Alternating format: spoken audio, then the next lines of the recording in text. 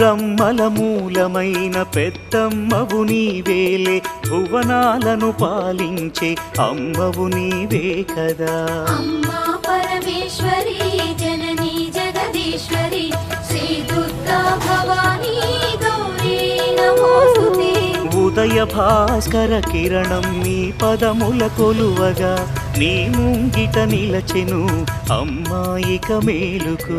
అమ్మా పరమేశ్వరి జననీ జగదీశ్వరి శ్రీ దుర్గా భవానీ గౌరీ నమోస్తుతే.